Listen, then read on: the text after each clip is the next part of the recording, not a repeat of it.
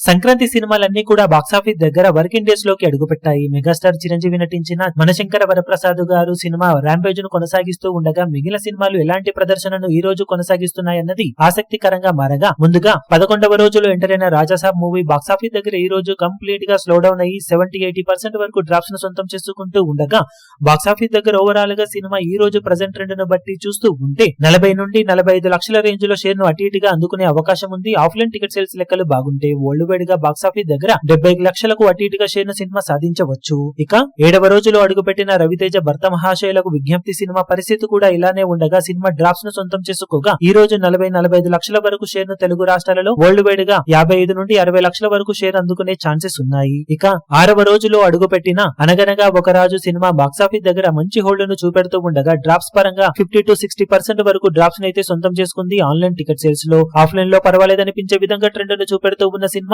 ఈ రోజు తెలుగు రాష్ట్రాలలో 2 కోట్లకు పైగా షేర్ మార్క్ అందుకునే అవకాశం ఉంది. వరల్డ్ వైడ్ గా బాక్సాఫీస్ దగ్గర 2.5 కోట్ల రేంజ్ లో షేర్ ను సాధించే ఛాన్సెస్ ఉన్నాయి. ఇక 5వ రోజులో అడుగుపెట్టిన శర్వానంద్ నటించిన లేటెస్ట్ మూవీ నారీ నారీ నడుమ మురారి సినిమా బాక్సాఫీస్ దగ్గర మంచి హోల్డ్ ను చూపెడుతూ ఉండగా తెలుగు రాష్ట్రాలలో ఈ రోజు సినిమా కోటి 10 లక్షల రేంజ్ లో షేర్ అందుకునే ఛాన్సెస్ కనిపిస్తూ ఉన్నాయి. ఫైనల్ ఆఫ్లైన్ లెక్కలు బాగుంటే కలెక్షన్స్ ఇంకాస్త పెరగవచ్చు. వరల్డ్ వైడ్ గా సినిమా 1,30 లక్షల రేంజ్ కు అటు ఇటుగా షేర్ అందుకునే అవకాశం ఉందని చెప్పవచ్చు. మొత్తం మీద అన్ని సినిమాలు ఓకే రేంజ్ లో పర్ఫార్మెన్స్ ఈ రోజు చూపెడుతూ ఉండగా అఫీషియల్ కలెక్షన్ల పరంగా ఇంకా ఎంతవరకు జోరును ఈ సినిమాలు చూపించగలుగుతాయో చూడాలి.